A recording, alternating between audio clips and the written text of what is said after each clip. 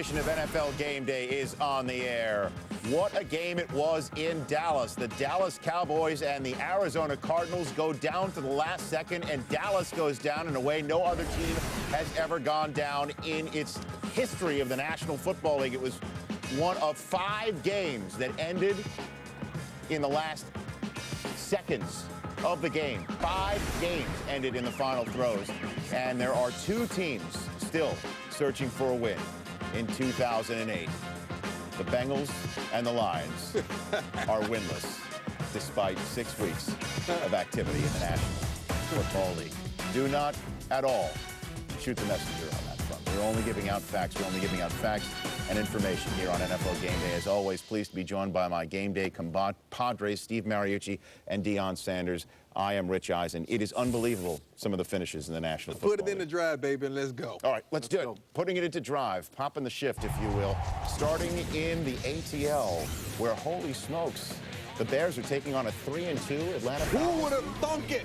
Who would have thought that? Matt Ryan came into the game and, as always, got off to a good start. I like what they do with this kid early on. They allow him to throw passes in between the numbers, to rely on that running game and get his confidence up. That 15-yard gain of Roddy White led to a field goal. This Harry Douglas third down conversion led to a field goal in the second quarter on 3rd and 5. Ryan's connection with Brian Fitterer led to a field goal, so they're not really efficient in the red zone, but Matt Ryan on the day, his first career 300-yard passing game. We're in the third quarter of a field goal extravaganza, 12-3. And Matt Forte snaps off a 20-yard run for the Bears. This rookie running back is doing it on the ground, and he's doing it in the air. What a great draft pick he was. 11 plays later on 3rd and 1, Forte punches it in, and it's a 12-10 game. First touchdown of the contest in the Georgia Dome. The ensuing drive, 3rd and 10 for Matt Ryan. How can he respond? By going up top to Harry Douglas. How do you get that deep? One thing about this Bears defense, they like to cover 2 shell, and cover 2 down the seams up the middle of the field are open. 8 plays later, rolling to his left against the grain of his body, he finds Roddy White for the score. That's how Matt Ryan would respond to the Forte touchdown. 9-point game again. But back comes Kyle Orton to Greg Olsen on 2nd and 7, 13-yard pickup. 5 plays later, 4th and goal. What does Lovie Smith decide to do? He needs 2 scores. Might as well get the field goal. No, he decides to go for the touchdown, and he gets nothing. Yeah, you can show a lot of confidence in your offensive line going for it, but boy, you have to make it. You need 2 scores. Mike Smith fired up. See, I like a coach that shows emotion. But the Bears get the ball back after the Falcons go 3 and out and have good field position and do more with it. Greg Olsen back inside the red zone again. That led to a field goal that the Bears took. 6-point game. The ensuing kickoff. Here comes Jarius Norwood, busting free. 85 yards. Look at the speed this guy has. He's going to get caught, save the touchdown. 4 plays later, here comes Jason Elam. He's 83% inside of 50. It's a chip shot. It's a gimme. It's no wide left. Wide left. 83%? Inside of 50. He hadn't missed one inside of 40 since 2005. He misses a 38-yarder badly, and now the Bears have the ball back with a chance to win with 30 ticks to go. Devin Hester, 26-yard gain 3 plays later. 3rd and 10 from the Atlanta 17. Kyle Orton needing a touchdown, and he gets it to Rasheed Davis. What a great throw. Great location with the ball on the outside. And they reviewed it. They buzzed down from the booth, and why not? Such a crucial play. And Chris Houston watches Rasheed Davis get free behind him. Keep it in front of you. Nothing deep, nothing cheap. So Robbie Gould gets the extra point, and the Bears are up, but there's 11 ticks to go, and Douglas gets the squib kick, and suddenly Atlanta has 6 ticks left to work with and a timeout. Here comes Matt Ryan, throwing it to the sidelines. Michael Jenkins has it. Does he have any time left on the clock? Yes, there's 1 tick left. It's a home guy. 1 tick? It's a home guy in charge of the clock. How did this happen? You got one-on-one with the safeties. Cornerbacks should be guarding receivers in that. Got him in. What a play. And now it's Jason Elam, a chance of redemption, 48-yarder. He's 83% inside of 50 yards. Elam, he got it! And the Atlanta Falcons are up. They're down. They win. They are 4-2. Holy smokes, a party. That's a man hug. In the ATL.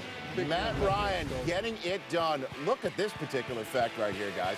Over the last 10 seasons, Matt Ryan, starting the first 6 games of the season, he's the only quarterback to do that and have a winning record in the process. Well, you know, you never want to see them score and go down the field, but Kyle Orton made a great throw. You can't give up. You have to keep playing, and you have to make some throws, and we did that, and Jason made a great kick. Well, our guys, they work so hard. I didn't want to let them down. So this is going to give us hopefully a big boost of confidence, and especially going into the bye, this was huge. Tough, and I wish I could give you a couple more words to really show you how bad it really is, but I can't. But that's life. You have setbacks like this, but this one hurt. You know, we had victory there right within our grasp, but we couldn't pull it out. That one is going to leave a mark. Steve, coach him up, presented by Verizon Wireless, on how that did happen for the Falcons in the last 11 ticks. Wow, what a finish. Think about it now. The Bears go up with 11 seconds to go in the game. So I'm Mike Smith. I'm the head coach. I'm going to get my special teams coach over. Keith Armstrong, come on over here. What do you think? He's going to say, well, I don't think they're going to kick the ball deep to Jarius Norwood. He just returned an 84-yard or 85-yarder already. They're probably going to squib kick. Oh, so let's get our squib kick team on the field. Let's take a look at how they did this now. Look at the kick is short. There's two things. I've got to move my guys up and 10 yards, and I'm going to put skill guys in, receivers and tight ends, not offense.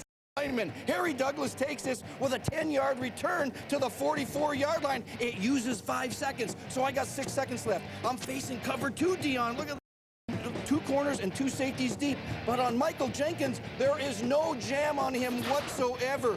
You've got a guy named Marcus Hamilton playing.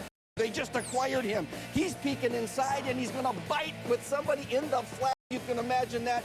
Gives him an easy corner route on the sideline. Mike Brown pushes him out. 1 second left. Kick the field goal to win the thing, Rich. Unbelievable. And that's presented, of course, by Verizon Wireless. Dion, I mean, that's going to leave a mark for the Chicago Bears. Yeah. And, conversely, the Atlanta Falcons are 4-2, like the Cowboys, like the Washington Redskins. That's a different 4-2. Like the other 2 teams that they're tied with atop their division in the NFC South in Tampa Bay and Carolina. How for real are the Atlanta Falcons? Well, I don't want to rain on the parade. The Lions, Chiefs, Packers, and Bears, they've all beaten, and those teams collectively are 7-15. But let me tell you something about this Atlanta Falcons. There was no expectation. Ticket sales were down. You draft this young kid. You throw him in there at quarterback. You expect absolutely nothing. This is like a maturation season, right? Maturation. But we bring some new guys over. We have a good tailback who's eating up the clock. They're number 2 in the league in rushing with Michael Turner. But this guy's not making many mistakes. Defensively, they're still 26. They got a long way to go. But guess what? This team have hope. And that's all you need in the franchise to give the fans as well as the players on the team hope. And this team is starting to believe that they can win. And on their bye week that they now have, they'll get a reservation a lot easier in their favorite restaurant in Atlanta. Another game that went down to the wire. No John Kitna. Here comes Dan Orlovsky with smelling salts before kickoff. That's never a good sign. That's not a good sign. No, he's getting up. When He's getting up for the quarterback has to wake up. That's not good at all. From UConn. All right, well, here are the Vikings. They really couldn't get out of their own way. Adrian Peterson had 3 fumbles, 2 lost in the game. He was going in for the first score. He fumbles it, but Dan Orlovsky gives him 2 points. I don't understand. He just runs. Let's call a prime out. Yeah, let's call a prime out and really break this thing down. Dan, 25 years old, played the final 2 minutes of games in 2005. Third quarterback inactive every game last season. Wow. 2008, it's his first game today. He don't know any better.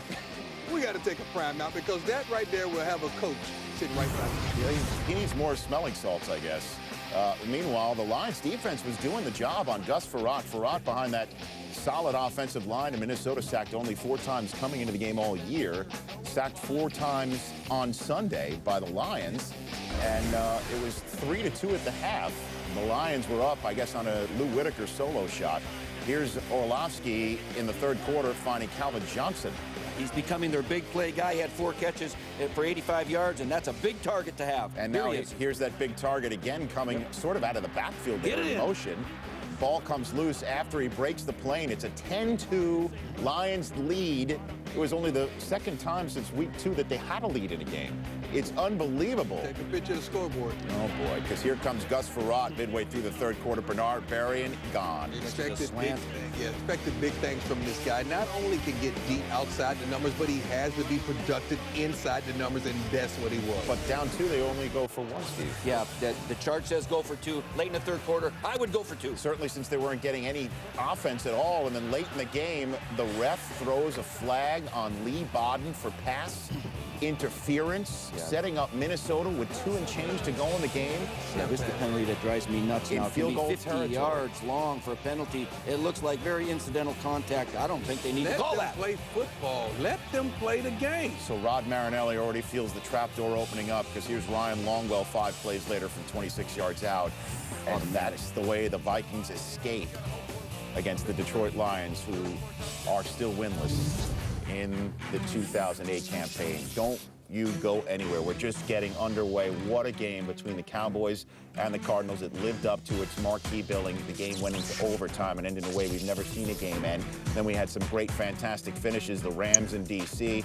We just showed you one in the Georgia Dome, and it's just been all over the map on this day. That included another AFC paint swapping contest between the Broncos and the Jaguars. Don't go anywhere, people. Please work with us, not against us, on Game Day Fun.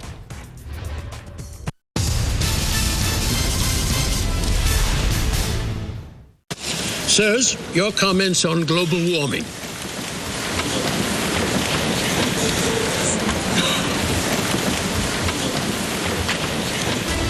Sunday NFL Countdown, only on NASN. He's got 20 rushing touchdowns, 20-plus passing touchdowns. Stafford, he's going to go deep, far sideline. He caught it! He caught it! Tebow is going to take the ball and surge straight forward. Touchdown! Tim Tebow, touchdown! Stafford with a play-action throw. Going for it right here. Caught. Touchdown. One play. All it takes in overtime for the Bulldogs. Project was leveled by Dion Phaneuf. Dion Phaneuf's been a tower of power. Dion Phaneuf just explodes it. I never enjoy a hit.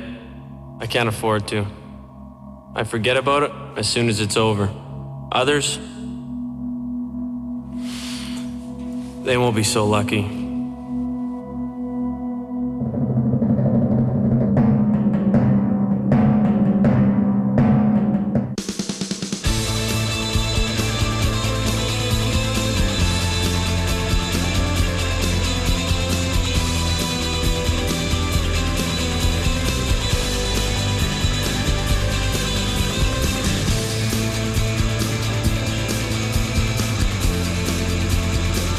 And a National League Championship Series continues tonight only on NASN.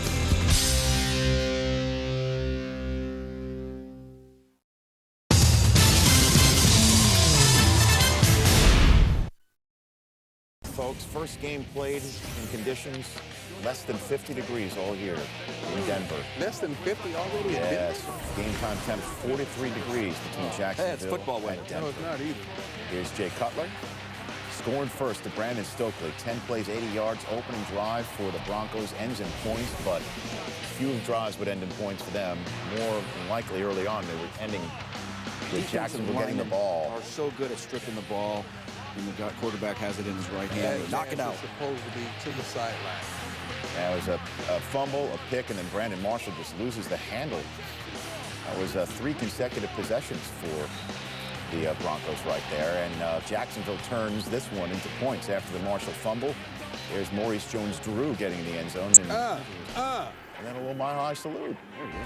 Pocket Hercules. Jaguars up 10-7 at the half. Jaguars opening possession of the second half. Here comes Maurice Jones-Drew again. Look at the speed he has. But he runs everywhere, outside, inside, goal line, open throw, everything. He could do it all. Another Mile High salute, 17-7. At 17-10, Jaguars' next possession. Garrard, lots of time in the pocket. Can't find anyone on 3rd and 17, so he'll just, live for another day and get a punt, except there's a flag on the play. Dre Bly is flagged for illegal contact on Reggie Williams. There it is. Oh, come on. Oh, they're fighting over their territory right there. The receiver mugs the corner, but the corner gets called. Yeah, automatic first down. It is. 5 plays later, Garrard finds Mercedes Lewis. No relation to Mercedes Rule. Jaguars go up by 2 scores. So 4th quarter we go. Broncos ball on the Jaguars 32, down by those 2 scores. 10 minutes to go. Cutler to Brandon Marshall, who turns into David Blaine. He's got 9 catches today, and he's been a factor. Every game he's played, he's been a factor. 9 catches, 98 yards, and the power of magic. 2 plays later, Cutler to Daniel Graham, and we got a 1-score ball game, everybody. One thing we know about the Broncos offense, they can score. But one thing we know about the Broncos defense, they can't give it up. Here come the Jaguars with less than 5 minutes to go. Garrard on to Greg Estandia. That's incomplete. This is called pass interference on Marlon McCree, number 20. I don't particularly see that either. Face guard, he didn't look back for the ball. Well, it was called on McCree. Maybe it could have been a face guard. Perhaps that's what it was. At any rate, it's a fresh set of downs. And then Fred Taylor on 2nd and 6 with the Broncos running out of timeouts. Bull rushes his way for a first down. And the Jaguars win. They are 3-3. The Broncos fall to 4-2. More importantly, they're halfway done with their home schedule. 3 of the next 4 games for them are on the road, including next week at New England, and the offense that was on tilt over the first 3 games has suddenly been held to 20 or fewer points in 3 straight games. After the game, I'm told David Garrard was suited and booted. Let's take a look. Those guys went out there at the end, got the 3 and out, stopped their offense. We were able to get back on the field and run the clock out. You know, that is back to Jaguar football. This game today really looked exactly like Jaguar football, and you know, it felt good to get back to it. Coming into this game, we're 2-3 with our bye week in front of us, facing a divisional team. It was a must game, as big a game as we've had this year in terms of needing to find a way to stay alive and come out of here with a win. And Jacksonville now heads home to take on the Cleveland Browns, a couple of after a bye week, pardon me, and then the Bengals. The Lions right on their schedule. Their next 3 opponents, basically, I could do the math. Christmas presents. 1-14. 1-14. Wow. Well, what do you make of this game? First of all, let me take a moment of silence for David Garrard. Silence. Silence. My man, you look good. He was Oh, yeah, he clean. was. I mean, that's boy to health. He may get arrested on the way home. Back to this offense. This is the Jacksonville Jaguars offense. We're going to run the ball. Time of possession, over 33 minutes, protected the ball, not putting it all on the ground, all over the place. Ball control offense. Garrard, the same formula that they had last year. Yeah. Defensively, they made plays. We're looking for identity from this Jacksonville Jaguars team. They were known for running the ball, time of possession. We're going to play sturdy defense, and that's what they're starting to do. But they're in a tough division with Indy and Tennessee. They are, and Denver's got an explosive offense. We know that, but they're 30th on defense and last against the pass. Their defense needs to get shored up somehow before this thing is through, but they turned it over 3 times. They're going to have to outscore people, and Jacksonville did just what you said. They ran the ball. They played what David Garrard said, Jacksonville football, run the ball with Maurice Jones-Drew and control the clock. Board of Health is good? That's good? He's the best dressed player in the NFL. Really? Whoa. Yeah, and I said that. And you know my credentials. Nice, nice. The Oakland Raiders, the first game of the Cable administration, looked a lot like Art Shell 2 in New Orleans. And the surf and turf battle, fish and beef. Fish and beef, I like that. Yes, Miami has been playing with porpoise. Where's the beef? Oh boy, we'll be back. Yay.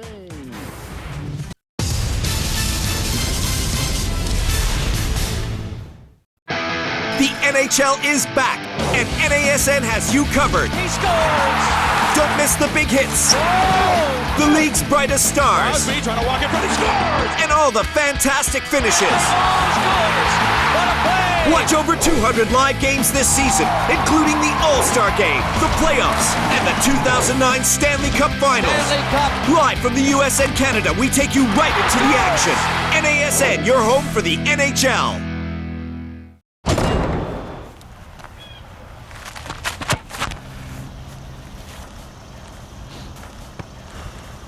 Life is about balance. When you achieve balance, the impossible becomes possible.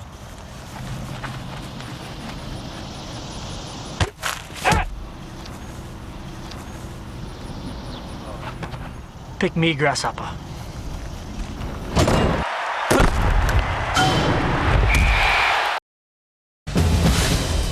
They have heard so much about this kid.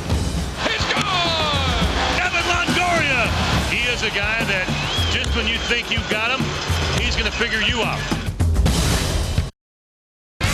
Monday Night Football on NASN. After a shift of power in the AFC, the Broncos will be looking to capitalize on a weakened Patriots team in New England. Denver Broncos versus the New England Patriots. Coverage starts with ESPN's Monday Night Countdown. This Monday, only on NASN.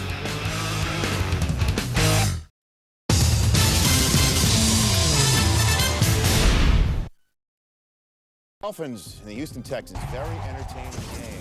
Matt Schaub back in at quarterback for Houston after missing last week. He's got to take on not one but two quarterbacks against Miami because they run an offense called Wildcat. Man, that animation that's good. And here's that Wildcat. Chad Pennington actually gets to touch the ball in this Wildcat formation instead of being the decoy. I will use that play this weekend. Where in your Pop Warner? It's expensive. You got to practice this a lot. Patrick Cobb's wide open after a little dipsy-do in the backfield. I love it. 53-yard score, and the Dolphins are up 7-0 second quarter. Chad Pennington just under center conventionally, throws it to Cobbs conventionally, who just conventionally takes it in from 80 yards out. Yeah, Kai, he's going to get a lot of the credit, but the timing, setting this play up, the linemen and the receivers blocking downfield are all inclusive. Talk about a career day. He had 3 catches for 2 touchdowns against the Texans, only 4 catches before Sunday in his whole career. But later on, up 14-3, or down 14-3, Houston gets a big punt return from Jacoby Jones, 70 yards for the score, and it's a 14-13 game. Third quarter we go. Matt Schaub to Andre Johnson, who had a career day himself. 61-yard gain right here. Johnson had a career day to the tune of 178 receiving yards. 2 plays later, it's Schaub to Johnson again. 12-yard score, and the Texans take the lead 2014. He is becoming very quietly one of the premier receivers in the National Football League. But back come the Miami Dolphins. Team Sperano, Chad Pennington and Greg Camarillo spins inside. He's got a little Wes Welker to him. You get the 83 number also. Just a little bit. A little bit. Just a 5 plays later, you know who's playing with porpoise? Who? Ricky Williams. 5-yard score. It's all working for Miami. Jake Long is picking him up, patting him on the back. They have the lead, 21-20. Next Dolphins possession. Matt Schaub to Andre Johnson. He's going in, but so is the football. It's fumbled into the end zone. The Dolphins recover, and it's just a touchback. Texans fail to capitalize. Fourth quarter, 2 possessions later, it's still a 1-point game. Play fake. Schaub to Kevin Walter, 30-yard pickup. He's able to get that open because when Andre Johnson goes across the field the other way, he takes the entire defense with it. And Steve Slayton, nice cutback. The young rookie running back, 15 yards there, led to a Chris Brown field goal. Texans take a 2-point lead. Fourth quarter now, Dolphins down by 2. 3 minutes and change to go, 3rd and 5. Tip drill picked by Eugene Wilson to seal the deal. The Texans' first win of the season, except the ball's loose, he fumbles it. Greg Camarillo rips it out. Defensive players have to block that ball away just like everybody else. You see that every now and then. And that's the way the Dolphins picked up a first down on 3rd and 5. And with the extra life, it's a wide open Ronnie Brown 3 plays after the turnover. 2 plays later, Ronnie Brown, the conventional handoff, runs it in. That's a conventional touchdown. 28-23. The Dolphins are up, but Houston has some time left. 4th and 10, last chance saloon for Houston. 50 seconds to go. Schaub to Johnson, who somehow rips it down. Great strength in his hands, taking it away from the defender. What an acrobatic catch.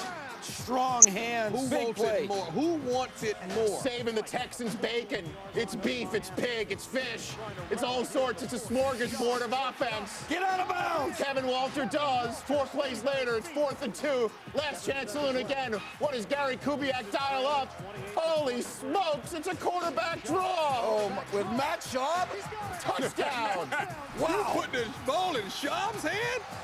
Texans win their first game of the season. What happened on that play? Can you imagine? 7 seconds left. 4th and 2 to win the game. He says, look at, I got single coverage on the outside. I got double coverage on the inside. That means I'm going to run the ball because there's nobody in my box except 4 defensive linemen. He could have thrown, but he says, no, I run the quarterback draw. But I got to set my feet, show pass, and set up to get the rush and people in coverage. And now I'm going to go off my right guard. I'm going to hit the A gap or the B gap, and I'm going to prance on in Pioneer to win the game with 3 seconds left on the clock. And that's the way the Texans get their first win of the season. Coach, I'm up right there. It's presented by Verizon One. He has a sponsor? Ah, yes. It's the cable guy. Literally the cable guy. He was my line coach at Cal. He's smiling now. He'll be smiling in the end. First game of the Tom Cable administration. Jamarcus Russell back in the Superdome in SEC country finds Ronald Curry to lead to a field goal, and that would be it. That's it. That was it? For Oakland. Oh, okay. Reggie Bush, congrats to him. He joins Anquan Bolden as the fastest player in NFL history to get 200 receptions. Wow. Linebacker out of the backfield. That's not a good matchup. Led to a field goal. Deuce McAllister seems to be getting stronger and stronger. Downfield. Shoulder squared. 9-yard gain there. He had 13 rushes for 65 yards on the day. They need him to keep the wear and tear off of Reggie Bush, but they got to pound it in there with him for play action. And meanwhile, Drew Brees completed his first 16 attempts in the game. Lance Moore with a 20-yard gain there, and then 3 plays later, here comes Reggie. Blocked up, just like you draw it up in the playbook. 18-play, 86-yard drive, almost 11 minutes off the clock, third quarter. Saints' first possession of the second half, 11th play of a drive, and Brees dumps it off to Aaron Stecker, well set up. Saints up by 2 scores now. Raiders ensuing possession. It was much easier for Russell with LSU in this building. Right. Playing against grown men, huh? Grown men. And Jason With David kids, is one of those responsibilities. grown men. He picks it off, returns at 18 yards to the Oakland 17, and then 2 plays later, it's Brees to Reggie Bush again. And the Saints just crush the Raiders. Check down, 2 missed tackles right here. This guy can score from anywhere on the field. 34-3, and you have to say that Cable has to get back to basics. Yeah. Basic Cable? There you go. You understand? Basic Cable. Got it. Oh, boy. 34-3. Still on this digital program here on Turn NFL. that cable off in a minute. Game day final. What a game this was in the desert. Cowboys and Arizona Cardinals in one for the books. Perhaps the best game of the year, and that's saying quite a bit. Sunday night football. Could the Chargers finally beat the Patriots? No Tom Brady. Would the Patriots have any chance with the Chargers wearing their powder blues?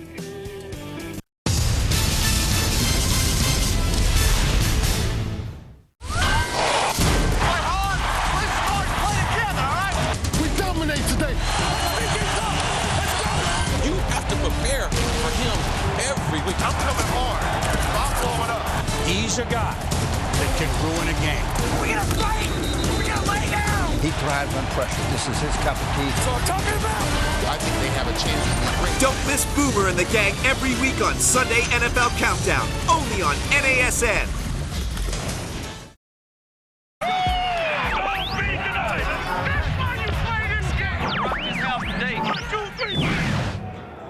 Time to get it on. Showtime. Give me a sip of coffee when I go back in. Oh, yeah. Set the tempo, baby. Let's go.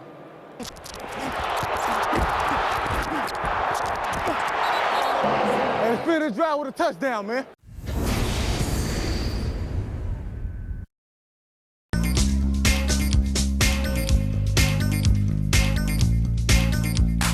Day after day, rave us your life.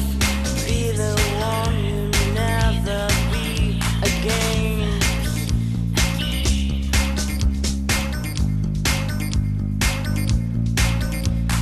Day after day, rave us your life.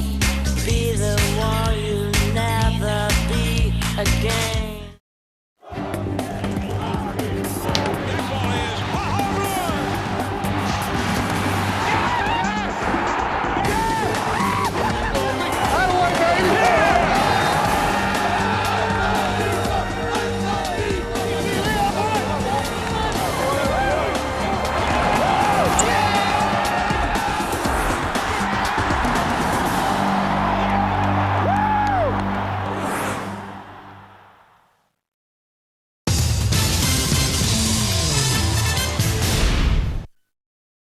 Game day, the Cowboys and Cardinals game finished in a way that nobody had ever seen in the history of the National Football League, and that is no joke. That is the truth.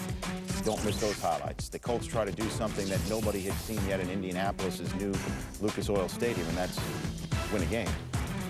And we saw something in Tampa that we hadn't seen in some time or thought we'd never see again. That's Jeff Garcia starting a game for the Tampa Bay Buccaneers. He's back. Against the Carolina Panthers. Back, all right. Yeah, in a game with first place on the line for the NFC South. The nightcap of your Week 6 Sunday game day. Randy Moss and the Patriots trying Throw him the ball. Win on the road again. Their 12-game road win streak on the line in San Diego against LaDainian Tomlinson and the powder blue-clad San Diego Chargers. Phillip Rivers to Antonio Gates in a 3-0 game early on 3rd and 4, moving the chains. Next play, Rivers up top to Malcolm Floyd, who brings it down. Great catch up over Delta O'Neal. Don't you love those uniforms? Yeah, I hate good luck. 10-0 Chargers lead. Those throwbacks are a little better than the Jets throwbacks. Just a tad.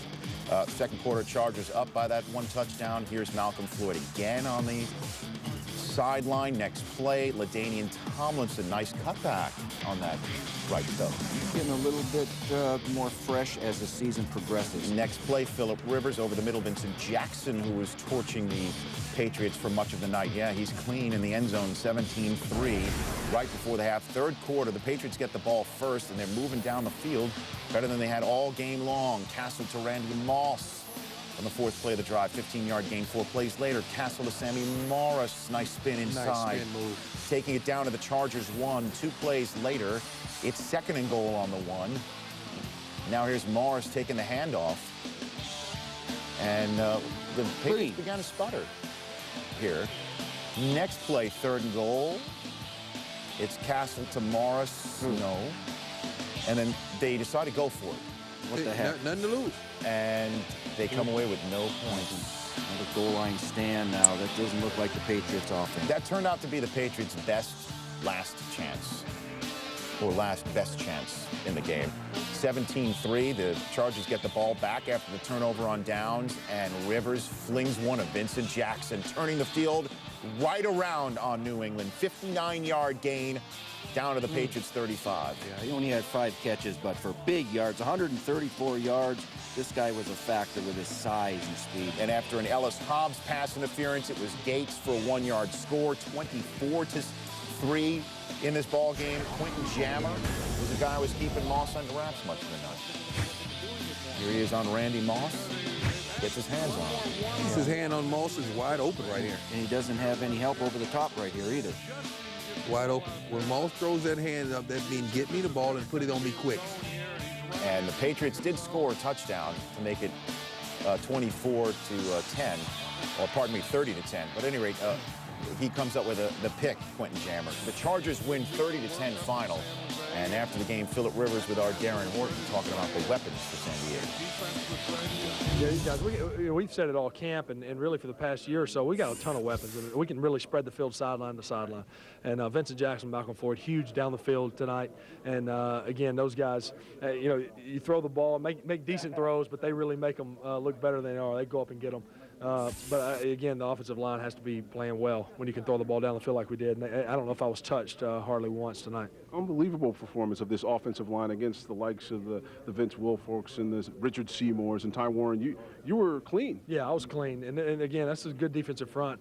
You throw Thomas and Vrabel out there on the edge, and they can apply some pressure. But our guys were outstanding up front, and they take a lot of pride in it, and I certainly appreciate them. Did you guys find something tonight? Luis said that you guys got your swagger back.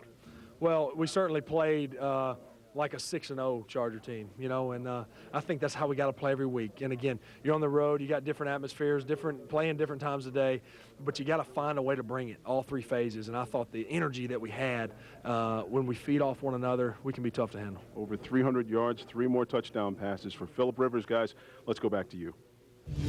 All right, thanks very much. With all due respect to the Tennessee Titans who are sitting at home on their bye week at 5-0, the AFC still appears to be something that's wide open, completely for grabs. And the Chargers, now 3-3, head to Buffalo next week. The Bills are 4-1. Then they go to London to take on the New Orleans Saints before getting a bye week. Can the Chargers, Dion, take control of this AFC? Do you see enough congealing on both sides of the ball for this to happen? They could, but I don't know what I'm going to get. One week you lay an egg down in Miami. Why? Because turnovers. Not only turnovers, no explosions. Today, explosion means a play over 20 yards and more. They had 5 plays today, 4 passes, 1 run, over 20 yards. Defensively, they're 28th in the league, that's not going to get you to the next level. But in your division, you Denver. We don't even talk about Kansas City or Oakland. They're afterthoughts. But Denver is the only team that can compete with the Chargers in that division. And defensively, Denver, they're atrocious. Right, that's why San Diego's, if they play like they did today, they'll beat anybody. They just took it to the New England Patriots. LT seems to be playing better, a little more healthy. He's got the toe on his right foot, and he's got to nurse that probably all the way through the season, but he seems to be playing a little bit more comfortably with it. I'm worried about the New England Patriots a little bit. Why? With their quarterback situation. They don't have a quarterback. Now, the quarterback doesn't tackle. He didn't give up 30 points, but the quarterback he didn't put up 30 points He can help the defense by moving the sticks and keeping his defense off the field. But I think when I was in San Francisco, Steve Young got hurt, and the team was trying to find the next quarterback. They lost their mojo and lost their confidence and their swagger, and I think the New England Patriots are going through that. I feel for Bill Belichick. He doesn't have a superstar quarterback right now. That team that Young was on started like the Patriots 3-1. What'd you finish? 4-12. Gone. Oh, boy. Speaking of San Francisco, taking on the Philadelphia Eagles, who really needed that win. They were minus Brian Westbrook, however. And as for what else is still to come, here's Snoop D-O double chisel. I bet you wanna, I bet you wanna. A little something for the NFC, AFC, North, South, East, and West. Quarterbackers, linebackers, cornerbackers, these are the best in the NFL. Let me express. I'm at the pad on the couch, eating on a ham sandwich, watching highlights from games that I missed today. I bet Deion come up with something slick to say, like Gucci, Lucci, Richie Rich, or Coach Mariucci. Give me the ball, I go for it all. I gotta get mine, so you gotta get yours. Hey, I bet you wanna, I bet you wanna. On prime time on NFL Network. I bet you wanna, I bet you wanna. I bet you wanna.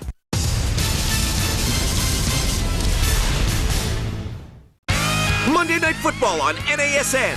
After a shift of power in the AFC, the Broncos will be looking to capitalize on a weakened Patriots team in New England. Denver Broncos versus the New England Patriots. Coverage starts with ESPN's Monday Night Countdown. This Monday, only on NASN.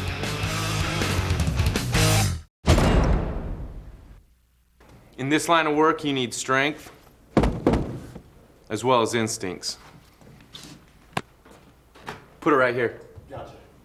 Check this out. Ready?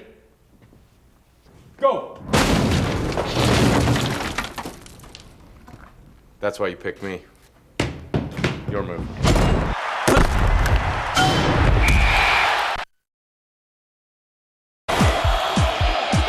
Play action. Williams throws to the end zone. Caught. Touchdown. 33-yard strike. Williams drops to throw. To the corner. Touchdown. Williams down the middle. Wide open man. Touchdown, Illinois. Juice Williams keeps it on. NASN, the #1 source for all your NFL coverage this season. We kick off each week with Sunday NFL Countdown, followed by up to 3 live games, including the top matchups from across the league. Mondays continue with 2 first-run games, followed by NFL Primetime and Monday Night Countdown with all the top stories from Sunday and all the buzz leading into the live game on Monday Night Football. Don't miss all the latest news, analysis, and features weekdays with NFL Total Access.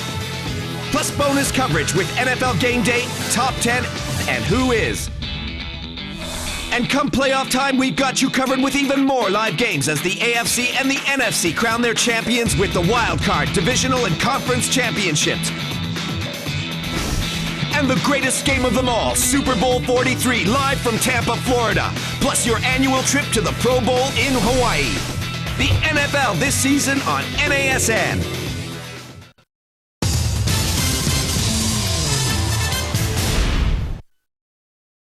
Bowl. Green Bay in Seattle. Aaron Rodgers, despite the gimpy shoulder, still he's going. Matt Hasselbeck, all the Hasselbecks in the family getting beat up. Matt, Elizabeth, Claire's taking some beatings. Yeah, she's taking whooping right. Charlie Fry got the start. Watch that show. We're tied at 3 in the second quarter. Aaron Rodgers putting the ball on the turf. Rocky Bernard picks it up. Julian Peterson was the one who knocked it loose. This eventually sets up a 4th and 1 for Mike Homer, and he's going to go for it. Why not go for it, right? They're 1 and 3. They need a spark. It's T.J. Duckett gaining the edge. P.J. Duckett from Michigan State. First down, 3 plays later, Charlie Fry to John Carlson, touchdown, Seattle. 10-3. I don't know why I just went Harry Callis on you. I like it. Just decided to. Packers ensuing drive. Rodgers to a sliding Donald driver. He'll go anywhere and catch the ball. His arm looks okay, huh? 8 plays later, it's another 3rd and 9. And Rodgers scrambles to find Greg Jennings from the Western Michigan University. That's what Aaron Rodgers does well. He leaves the pocket, makes good decisions, still very accurately on the move. And he can move in the pocket as well, especially when the pocket's being pushed forward. This was originally ruled not a touchdown, but being in the last 2 minutes of the half, the booth buzzed down and said... No whistle blows, no whistle. We'll push it in there. There it is, touchdown. I'm surprised they called 2 quarterback sneaks with his shoulder. Well, Holmgren's upset because he thought the forward progress that the play was whistled dead, and you can't review it. But at any rate, it's a touchdown for Green Bay to tie the game at 10 midway through the 3rd quarter. Here comes Greg Jennings again. Yeah, Aaron can throw the deep ball, put it up over the top of the defender. 46-yard score. Jennings can get deep with the best of them. I think he's getting deep to Hawaii at this point. You got that right. Later in the 3rd, Rodgers bootlegging, keeps it himself, so he can move out of the pocket, in the pocket. He's up there, he's out there. His hair is perfect. 5 more for defensive holding. 4th quarter, Rodgers rolls out. Who does he find with all his weapons? The fullback, John, don't call me Bowie Kuhn. 15-play, 84-yard scoring drive lasting almost 8 minutes off the clock. And Seattle really needs to get things moving without their quarterback. The 12th man was silent, certainly after Charles Woodson with his 4th pick of the year. Yeah, he's definitely going to Hawaii. And the Packers snapped their 3-game losing streak. The Seattle Seahawks are 1-4. Let's move down the coast a bit to San Francisco. Frank Gore, your league leader in yards from scrimmage, taking on an Eagles team that Donovan McNabb said was embarrassed.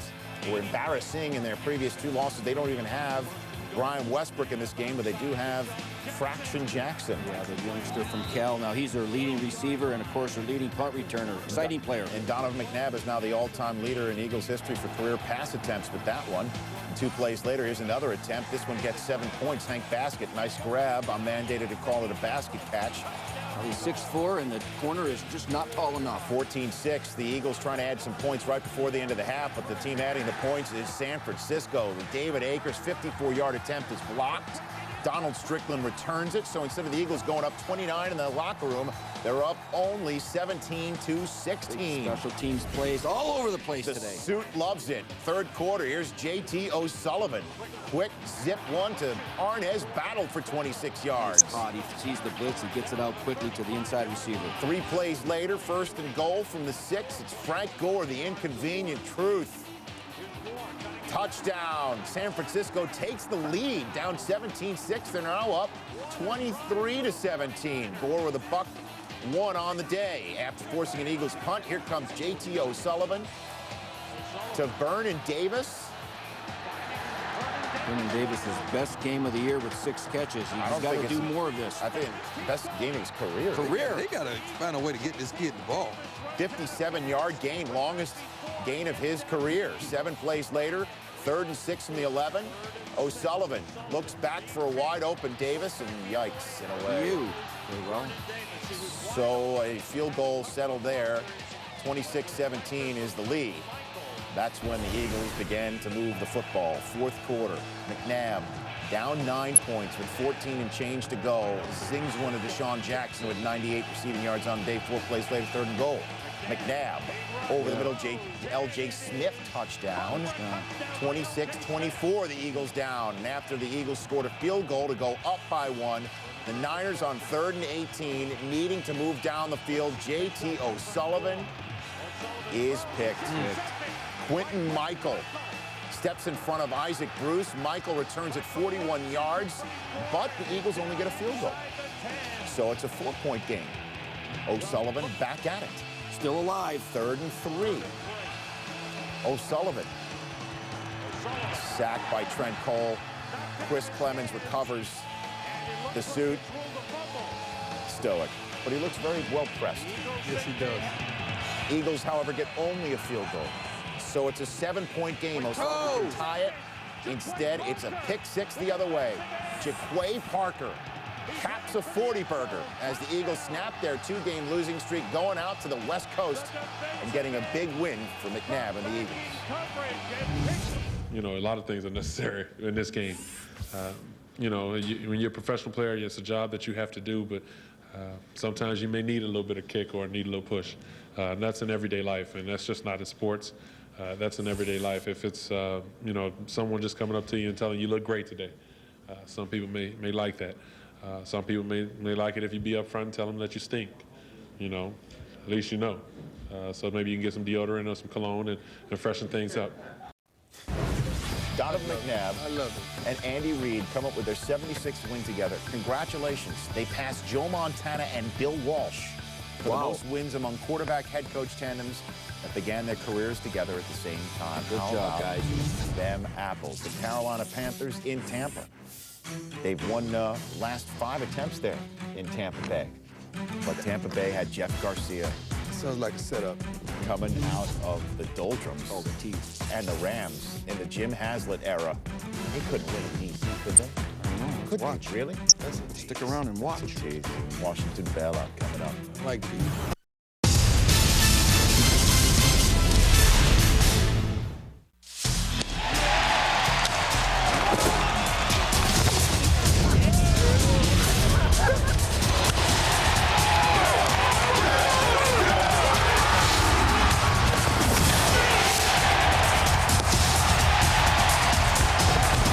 espn brings you the very best MLB coverage, including the playoffs and the 2008 World Series. Major League Baseball, only on NASN. The new NHL.com is so awesome, we're telling everybody. So today we're in Chicago with Eddie Olczyk. Hey, Eddie.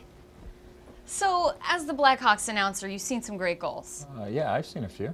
Well, you know, with the video player on NHL.com, you can relive every goal from every player for the last 4 seasons. Jonathan Taves, backhand, forehand. What a goal! Amazing! Did you see that, Chicago?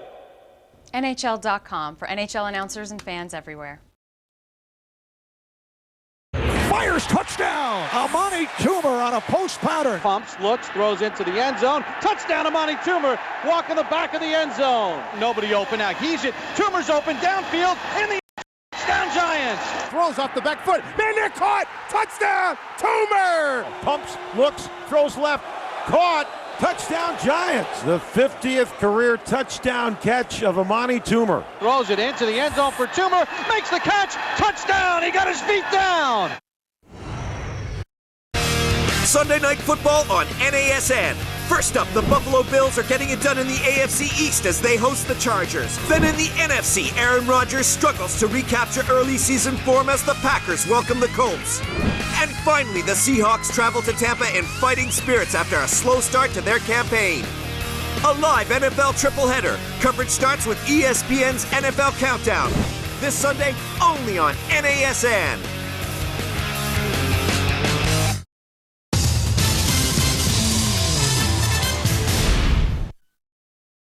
So the Redskins are hailed for their victory tour in Dallas, in Philadelphia. They come back.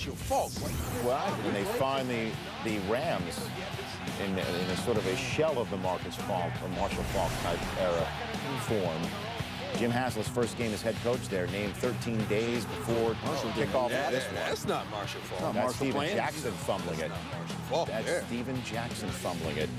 And Clinton Portis turns it right into points. It's called short field. And they took full advantage of it. Take the lead. Not the way you want to start off in FedEx Field, but the Redskins uncharacteristically matched the Rams for turnovers and even took them one further. Here is Chris Cooley turning it over at the end of the first quarter. First turnover of the year for the Redskins. And then later in the second quarter, a bad snap. Jason Campbell can't get it. It's recovered by Chris Long, the rookie. Snaps it up. Late in the second quarter, it's a 7-3 game. Less than a minute to go in the half. And Campbell's pass seemingly appropriately picked out of the air by Pete Kendall, but he just coughs it up, and the ball is loose, and O.J. Atagwe picks it up, and the Rams take the lead heading into halftime. You got a stunned crowd, too. Right before halftime when you score, it's a huge momentum. 75-yard return. Fourth quarter we go. The Rams are up 16-10 in D.C. But here comes Clinton Portis running as hard as he's ever run. You're right about that. Time and time again. Go ahead, Coach. 29-yard gain right there. 7 plays later, Jason Campbell out of the shotgun. Another 29-yard gain. Antoine Randall down to the 2. And then it's Sheriff Tutu, a.k.a. Dr. Dewich Big, a.k.a. Bud Fox. Put it in the end zone. Touchdown. 21 rushes, 129 yards, and 2 scores for Portis. So they take the lead. Yeah, so, you know, they turned it over against the Rams, and all they need to do is just basically run out the clock and make sure this doesn't really get connected, and they win the game. And suddenly, Donnie Avery grabs it with a minute to go. That's good coverage, and the ball's underthrown a little bit, and he comes back underneath to make a nice catch. So Jim Zorn calls a timeout as the Rams try and set up their place kicker on the proper pass, Josh Brown. But in the timeout, Richie Incognito, the center of the Rams, loses his cool. Cool it, Richie. Says something to the ref, who flips the flag in the air. Oh, jeez. So now, instead of it being a 34-yarder to win it, it's a 49-yarder to win it. But Josh Brown makes it a moot point by this boot. It's a boot point. Wow. How do the Rams do it? Wow. It doesn't matter. Coach Hazlitt, or as one-time Redskins coach called him, Coach Hazlitt, is a winner. The teams that usually win in this league have great confidence in themselves. They play with a little swagger. They believe they can win games. And I didn't think we had that, you know, probably the last year and a half, to be honest with you, because when things went bad, you know, we kind of tanked it, and we didn't do a good job. And that'll be my speech the rest of the year. It's hard for me to know that I let down the 52 other guys in this locker room, the coaches, the owners, the fans. I mean, if I knock that ball down, whether we make the field goal or not, we win the game today. And the guys in this locker room are upset, and the fans are upset, and everybody has a right to be upset. And you know, I think that I try to think my way around the field pretty good, and for somebody who thinks about football an awful lot, to make a boneheaded play like that is inexplicable. So the Giants sit at their home on their bye week, watch the Redskins lose to the Rams, and then watch the Dallas Cowboys play a nail-biter in Arizona against the Arizona Cardinals. You don't want to miss those highlights of the game of the day.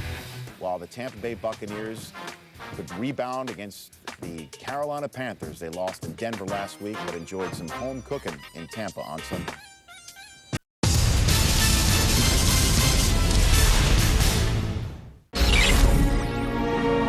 It was a day like any other in Moscow. Thousands of Spartak fans braved the bitter cold to see their beloved team play Holland's Harlem. Spartak were winning 1-0 when minutes before the final whistle they scored again. What ensued can only be described as one of the greatest tragedies in football.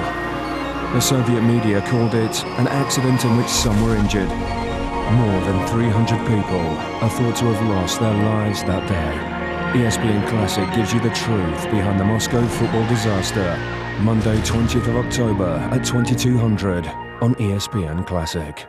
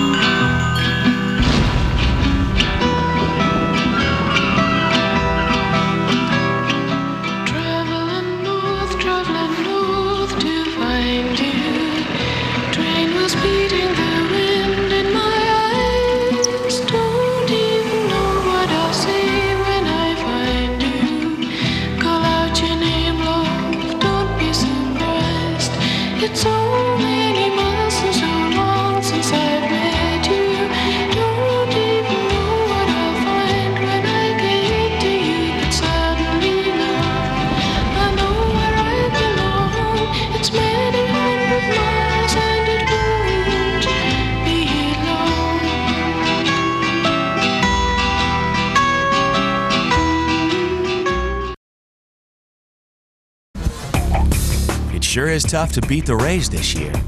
Thanks in great part to a dominant staff, led by 24-year-old Scott Kazmir. who's already a 5-year veteran. Swing and a miss. He struck him out.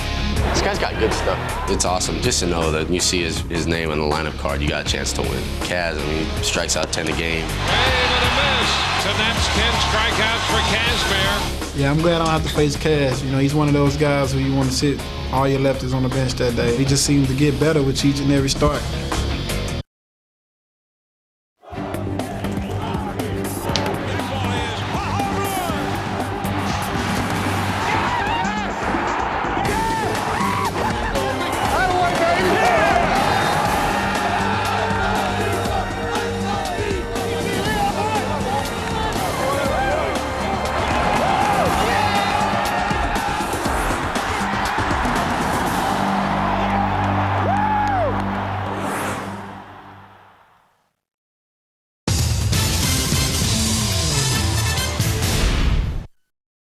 Otherwise known for Jeff Garcia as Prison Break on Fox.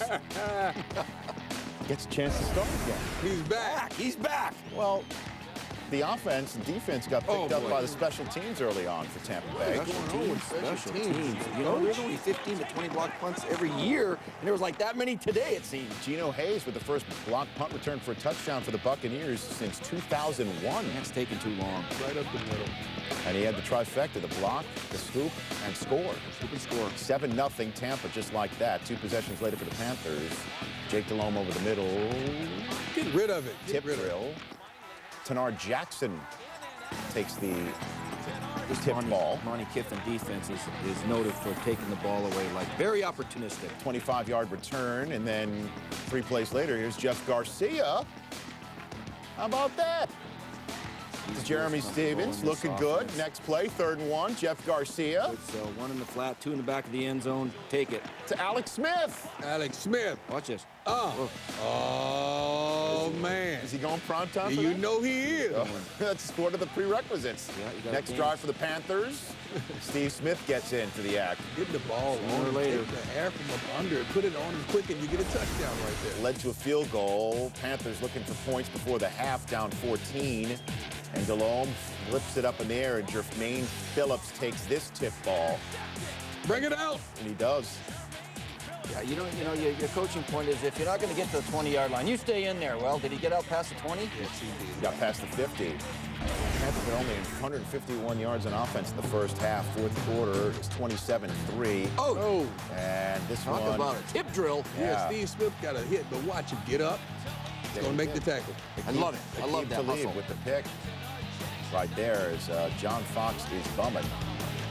As Jeff Garcia gets the win in the return as a starter, and the Buccaneers, thanks to all the tie breaks, are on top of the NFC South right now. Technically, with the tie breaks, a better division record than the equally 4-2 Panthers and Falcons. The Saints are 3-3. So 3 teams with 4 wins and another team at 500. That reminds me of another division in the NFC. The apples and oranges. Apples and oranges. Best division in football, the NFC East. Could the South be the best division in football? No way. Well, why not? Name one team in the South that can beat the Giants. Name one team in the South that can compete with the Cowboys. Let's talk about playoffs. I mean, not playoffs. Yeah. These teams are, that's a good one. These teams are the same caliber. It's week 6, though. Yes. It's week 6. They're not the same caliber. You can't even mention them in the same I breath. thought Here's you are the what thing. you are. The NFC East, there's 4-2s and 3-3, but they look vulnerable today. That division, Dallas loses, right? Because of our expectations. And Washington loses to St. Louis. Right. And I still think they're the best division. But the NFC South, you know why they're a good division? Because they all have good quarterbacking. They have Jeff Garcia. Grudes, keep Garcia at quarterback, will you please? Yeah, he'll get you there like he did last year. Delhomme is playing very well this year. He's Matt Ryan, the rookie, is playing as well as any rookie, and you got Drew Brees, the other guy. That's good quarterbacking in that division. The supposed worst division of football, the NFC West, McNabb went 2-1 against the NFC East on Sunday. Manning, Romo. That's good too. Meanwhile, Campbell. It looked like the Pitt Panthers had quite the day against the Cincinnati Bengals. Oh no, that's the New York Jets in their Titans uniforms. like far southern Mississippi uniform. Are you saying they should be throw-outs instead of throwbacks? Yeah, throw them out. Meanwhile, the Indianapolis Colts returned to Lucas Oil Stadium and got their first win in emphatic style against the Ravens.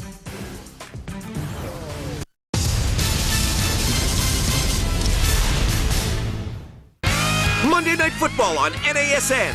After a shift of power in the AFC, the Broncos will be looking to capitalize on a weakened Patriots team in New England. Denver Broncos versus the New England Patriots. Coverage starts with ESPN's Monday Night Countdown. This Monday, only on NASN.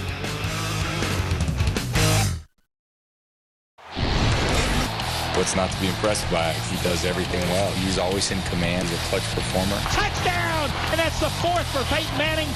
I've always known that I could be a pretty good quarterback. David's gonna get in more. How about that one?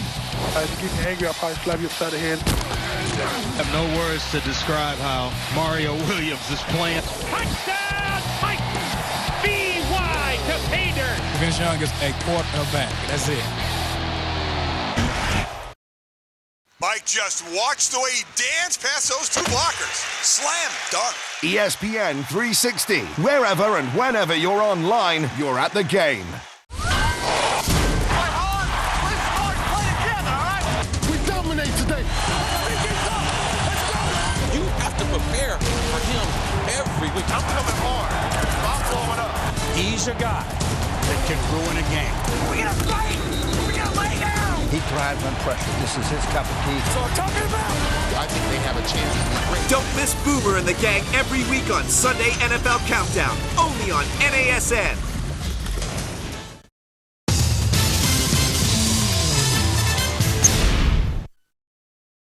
Oil Stadium.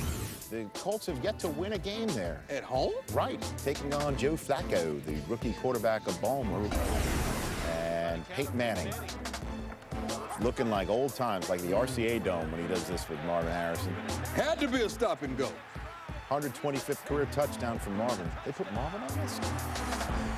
7-0 is the score. Just like that next Colts possession. 10th play of the drive. If Marvin's got to do it, Reggie Wayne's got to do it too. Straight wheel route. 14-0. Colts up on top. Ravens ensuing possession. The rookie QB flips it out to LaRon McClain, and McClain gets hit by Raheem Brock. Freddie Keough with the gimme fumble recovery led to a field goal, and that sort of play couldn't help with the rookie that was already struggling in this game and would struggle throughout on the road. Flacco, his first possession of the game, he throws late. It's a pick by Melvin Bullitt. He's doing well in place of Bob Sanders. 2 possessions later, Ray Rice fumbles it. 2 young players together there. But that's when his defense is at his best. When it's 14 points, 16 points up. And that's when a rookie quarterback is at his worst. When they're down and you've got to throw most every down. Antoine Bethea with a pick there. 3 picks for Flacco, 4 sacks on the day. Ray Lewis really couldn't do very much with the running of Dominic Rhodes. How many times do you see this happen to a Ravens defense? When they're tired, that's the only weary, time you see it all year. Frustrated. Joseph Adai left in the first quarter with a hamstring injury, so it was a Dominic Rhodes show for the Colts. They like having him back. They gave him the ball 25 times. 3 plays later, Manning. I mean, they put Marvin on this case?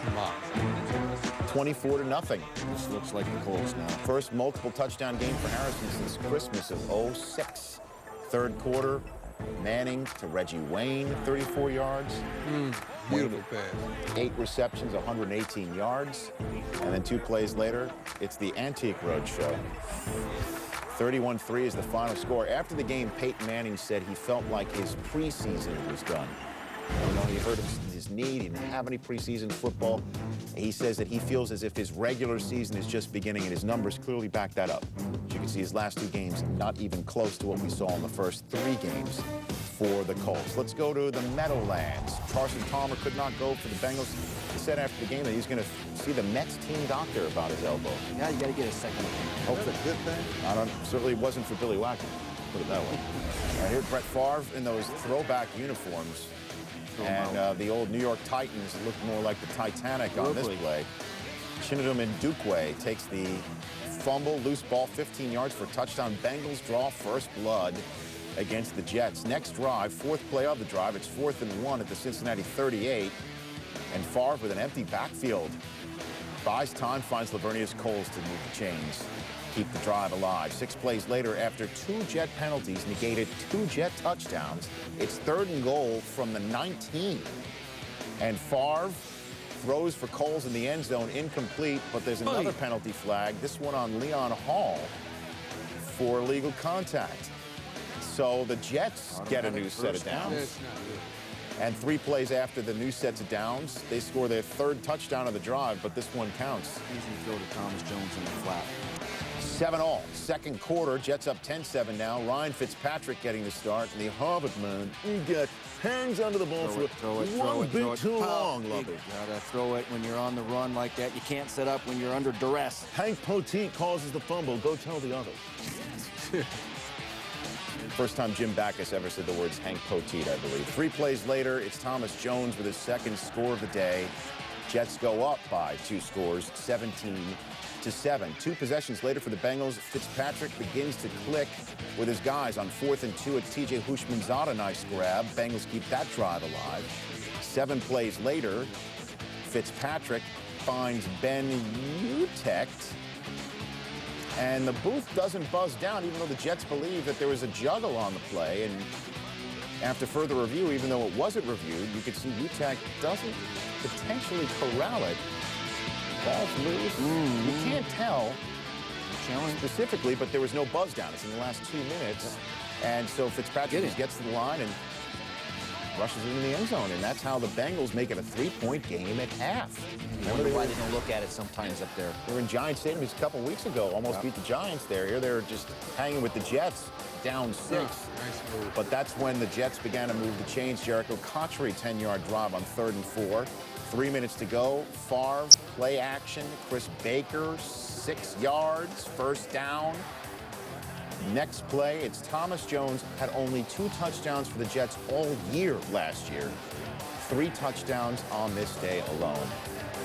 And the Jets go over 500.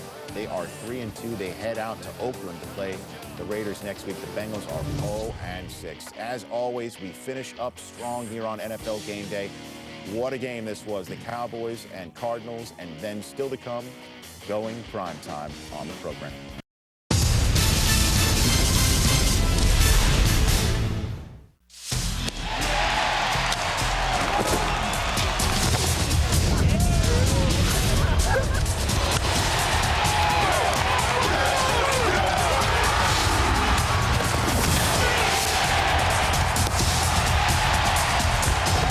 NASN brings you the very best MLB coverage, including the playoffs and the 2008 World Series.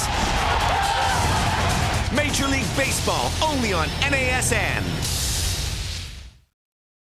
Tampa Bay's Evan Longoria. Swing a high fly ball, deep left field.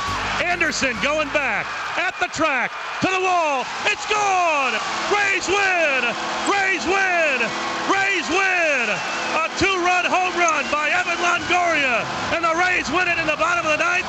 And Longoria is going to join the team meeting at home plate.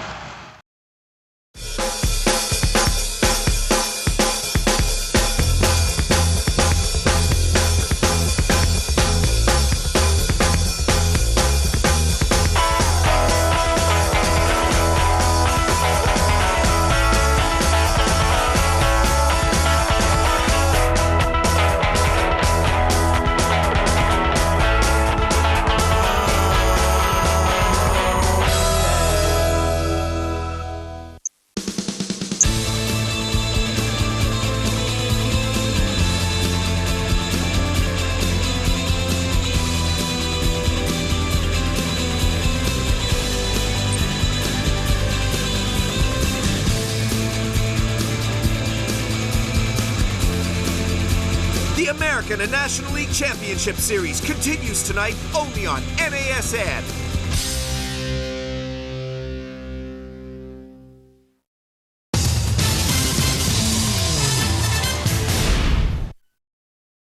NBA Final alongside Terrell Davis. I'm Fran Charles. Big Monday night matchup at Cleveland Brown Stadium between the Browns and the defending Super Bowl champion Giants. Let's take you there.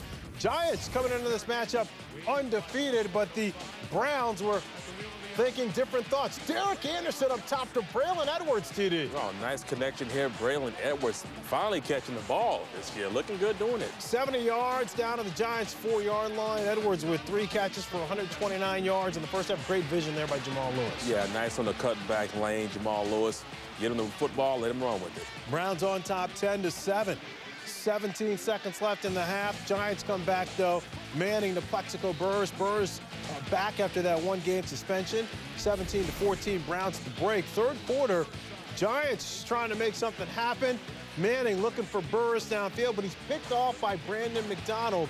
And we saw this more than once last year. Yeah, a couple of miscues by Eli Manning, throwing the ball a little too deep on that pass, and unlike Eli. All right, fourth quarter, 20-14, Browns. Anderson on the rollout. Anderson finding Edwards, his second touchdown of the season. Anderson throwing 2 touchdown passes in this one. He finished a passer rating of $120. Giants, though, trying to get within 6, but Manning picked off by Eric Wright, and Wright gone. Yeah, that's drive killers, these interceptions. This one really sealed the deal for the Giants with this interception. That's just not good football. No, a little tribute to prime time. The Browns win it 35-14 to hand Eli and the Giants their first loss of the season. Hey, other news in the NFC East. Cowboys quarterback Tony Romo is going to be out for at least 4 weeks with a broken pinky on his right throwing hand. The injury took place on the Cowboys' first play in overtime in their Arizona, so Brad Johnson will now be the starting quarterback for the Dallas Cowboys for the foreseeable future. And what's this going to mean for the Dallas Cowboys, TD? They weren't playing good football already. The last 3 games, they really struggled. You look at them now without Tony Romo, they're not going to have the ability to go deep. I mean, Brad Johnson's not the quarterback who's going to throw the deep ball. It's going to be a lot of dink and dunks. I think it's going to shrink that offense a little bit. It's going to a lot of teams are going to play them really with 8 in the box and force them to have to throw the football. It's not a good sign for the Dallas Cowboys. Started out on fire, 3-0, but they have lost 2 of their last 3 ball games. Do you see any other issues besides this situation with Romo now being gone for a few weeks? I think one issue with the Dallas Cowboys really started off in the preseason. We really predicted this team to be in the Super Bowl. Everybody was patting them on the back and really just throwing them in the championship game so early.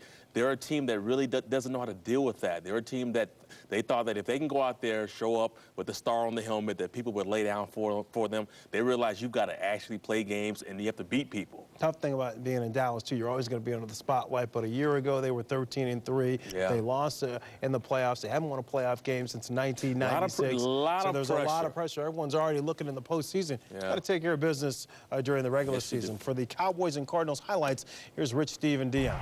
Boy, howdy, was this a game. Boy, howdy. Adam Jones is playing in it. Adam. First quarter. After J.J. Arrington ran out the opening kickoff for a touchdown, Bernard Berrien hits Tony Romo, and it's recovered by Antonio Smith. Arizona gets the ball, and Terrell Owens is yelling at his center. That's right. He's challenging his offensive line. Protect my quarterback. All the right protections and protect my quarterback. Cowboys, however, still trailing 7-0 second quarter now when Darnell Dockett hits Romo. Ball's loose. Arizona recovers for the touchdown, except it's the tuck rule. No, not the tuck rule. That was a fumble. Wade knows it's the tuck rule. Well, listen, it's in the rule book, and the refs call this is a tuck. Oh, it's whether you like it or not. Tuck's gotta go. That is appropriately called. I don't think it should be in there, but that is the tuck rule, and it's just an incomplete pass, and the next play, would you know it? Here's Patrick Creighton for the first down. So instead of it again being down 14-0, the Cowboys are moving down the field, and 3 plays after that catch, here comes Patrick Creighton again over the middle, and he is gone. Great blocking downfield. Great stutter route by Patrick Creighton. 55 yards. Cowboys tied at 7. Ensuing kickoff. Little bit of fun here with a minute to go. Except it's not fun for Arizona. Nick Folk just pops it in the air.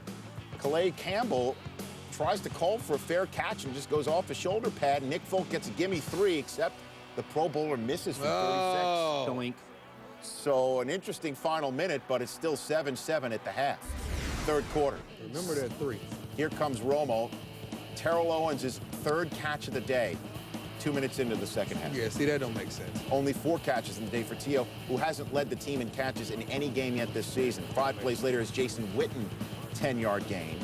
3 plays later, 12th play of the drive, 3rd and 4, Romo to Miles Austin in a game in which they were losing from the get-go. Dallas is leading midway through the third quarter, 14-7. Cardinals' next possession, Kurt Warner on 3rd and 17. Tip ball gets to Tim Hightower, and he gets the first down, 17 yards on 3rd and 17. Good effort. 3 plays later, 3rd and 6. Warner to the guy filling in quite well as a starter for Anquan Bolden, Steve Breaston, 22-yard gain. 4 plays later, it's 1st and goal. Warner, why not flip it up to this guy? Great route, great switch route right there. The Cowboys should have known that was coming. It worked last week, it worked this week. Larry Fitzgerald ties the game at 14, 11-yard score. 4th quarter, first play of Kurt Warner. Launches it, gets hit. Larry Fitzgerald, jump ball, pulls it down. Throws it into coverage. He comes down between 2 defenders. 39-yard gain. 7 plays later, it's Warner to Steve Breaston, touchdown. Cardinals back up, 21-14. 8 minutes left in the game after Cowboys 3 and out. It's 3rd and 7, Arizona with the ball. Warner to Larry Fitzgerald, 5 catches for 79 yards. This led to a Neil Rackers field goal. Arizona up 10, getting ready to serve notice on the rest of the NFC that they belong by beating the Cowboys. 2 minutes to go, needing 2 scores. It's Marion Barber. Watch that block by T.O. Making a play. Another block by receiver. Marion Barber, he's gone. And there's nothing they could do about it. This is a screen for 10 yards, and you get receivers blocking downfield that put him in the end zone. 70-yard score. Cowboys back within a field goal, 24-21, under 2 minutes to go on the game. A sack. Cowboys are out of timeouts, however. Big play by DeMarcus Ware. Cowboys' next possession. 21 seconds to go. 3rd and 11. Romo over the middle to Witten. What a big grab. 30-yard gain. And with the spiked ball, there's a member of the Arizona Cardinals who's not back on side, so tack on 5 more yards. Instead of it being a 57-yarder, it's a 52-yarder from Nick Folk to tie the game. And Folk's kick is blocked. No. Except, wait a minute, Ken Wisenhunt called a timeout. Why do they do that? Coach did call Well, a timeout. because it worked a couple times back in the day. So you can't ice him twice in a row, and Folk from 52. Nick, it's true. We're going to overtime. Boy. Wade Phillips, yay! Thank you for that timeout, he says. T.O. like, all right, you got it. Cowboys win the toss, 3rd and 18. First possession of overtime. Romo to Owens, incomplete. So the Cowboys are forced to punt. Arizona getting the ball back with a chance to win. Matt McBriar on the punt. It's blocked by Sean Moreeeee. No. Monty Beisel picks it up, and that's the way the Cardinals win. Jerry Jones can't believe what he's seen. The Cardinals are 4-2, just like the Cowboys, and what we saw was the very first instance in NFL history of an overtime game ending on a blocked punt for a touchdown. It had never happened before, and it happened in Arizona. Dallas goes to the Rams next, so they're 4-2, and the Rams, maybe they can knock off the Cowboys after knocking off the Redskins. We're going to go prime time. Let's do it. We are. But before we do that, wait a minute. We got to get to the moments of victory, presented by IBM. Snap, spot, kick is away, and it is good! Drive home safely, Atlanta wins. Well, our guys, they work so hard. I didn't want to let them down. 4th down at the Miami 3. Schaub takes the snap, quarterback draw. He runs in! Touchdown, Texans! Matt Schaub with the quarterback draw. Houston leads. Amazing! Snap is back, ball is down, kick is away. On its way, it is good! Great job. Josh Brown puts the Rams in the win column. This team deserved to win this football game. They practiced hard, they worked hard, and I'm glad they won because it would have been a shame if they lost. Here they come! Cardinals blocked it! It's picked up! It's a touchdown! Cardinals win! Sean Moreeeee with the block! Monty Beisel with the touchdown! Cardinals beat the Cowboys in overtime! No way! Yes way. That's the Moments of Victory presented by IBM. Don't go anywhere. When we come back, it's time to go prime time. Did you get a sponsor? I got a sponsor. You did? I got a sponsor.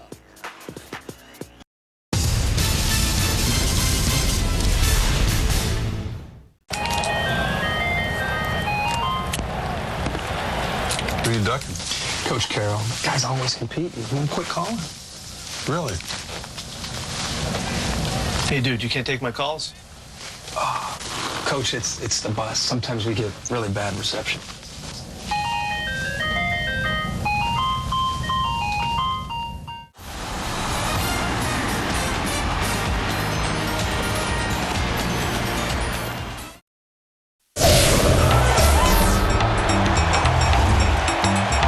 That's me. That's how I run the ball.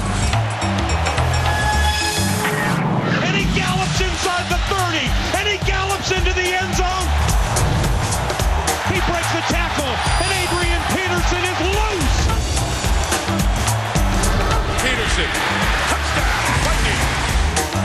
And handoff Adrian Peterson, and there he goes.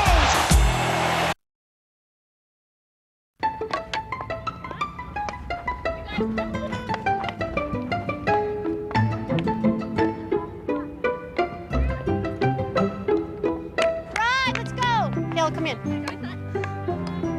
Looks like the med school scouts are out early today. There are over 380,000 NCAA student athletes, and just about all of them will be going pro in something other than sports. Download the guide for college-bound students at ncaa.student.org.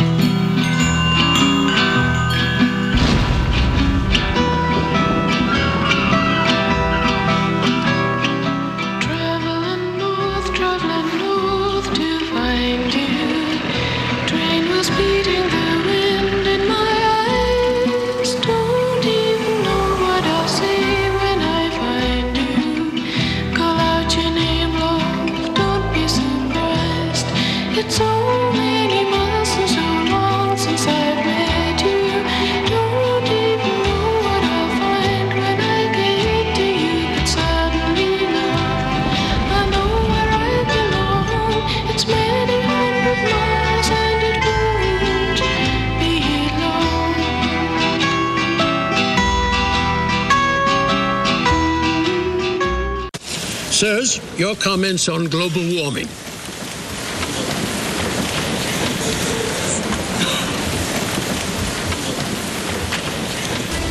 Sunday NFL Countdown, only on NASN.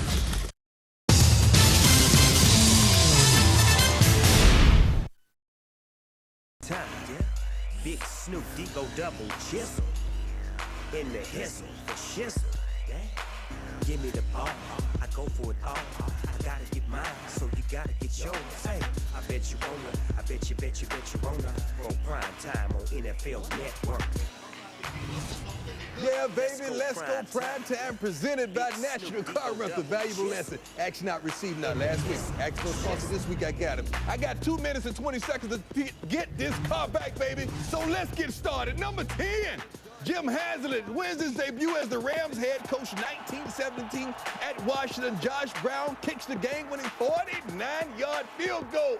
Haslett, good man. 6 games, that's all right. He got his first one. Cardinals special team coach Kevin Spencer started the game with 93-yard kickoff return by J.J. Arrington. Ended the game with a block punt by Sean Moreeeee. Return for a TD by Monty Beisel.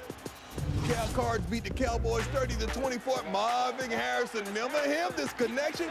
Peyton Manning, Marvin Harrison, 3 catches, 83 yards, 2 TDs, just like old times, baby. Colts beat the Ravens 31-3. Number 7, Vincent Jackson. A lot of action for Jackson. 5 catches, a buck, 34 TD. Chargers roll 30-10 over the Pats, baby. Number 6, Alex Smith. TD dance, get in the paint. You know the rules. You do my dance. You go prime time. Look at the big man doing what he does. 3 catches, 43 yards. Bucks beat the Panthers. Number 5, This is no stranger to Let's Go Primetime. Maurice Jones-Drew, who you to call him, Rich? Parker Harkley. 22 for 125, 2 TDs, and a TD dance at the Mount House salute as they beat the Broncos 24-17. Number 4, Mr. Eisen loves this guy, Thomas Jones. 17 carries, only 65 yards, but guess what? 2 TDs, 3 catches, 13 yards. They bashed the Bengals 26-14. Number 3, Jason Elam, game-winning field goal after the Bears took a 20-19 lead with just 11 seconds left. The Falcons got in position 48-yard game winner with 1 second left. Number 2, this man is a beast. Outside, inside, across the middle, deep, short, 10 catches, $178 TDs. Texas gets their first win of the season. And number 1, this man is no stranger to Let's Go Primetime. Drew Brees. Yeah, 26 for 30. He only missed on 4 passes, 320 yards, 3 TDs, no picks, as the Raiders got thrashed on cable TV. Nice. Nicely. Hey, ask not, receive not, baby. I got a sponsor. I mean, it's unbelievable. He asked for a sponsor. Yeah. He gets one. He was whining, actually. You're already sponsored, Steve. Yeah, that means I'm also sponsored. That means I'm the only guy on this show who's not sponsored, and I want to rectify that right now. Check this out for all you sponsors out there. Your name here. That's Gucci. right. Put Gucci right It's already gone. We'll see I've if already there's any lost my takers sponsor. next week. Actually, I think I need a Scotch tape sponsor. All right, that's for my arts and crafts. What have we learned? What did we learn in the program? You know what we saw today? I learned that What? the block punt for a touchdown. You're never going to see that in college football. They don't have that procedure. That's unique to pro football. We have 32 flavors in the NFL, and I do not know which one tastes the best. What I mean by that, AFC, NFC, I don't know who's the best right now. Asking Rob. That's why we play the game. And you know what I learned? That our sound effects department has no limit. The offense is called...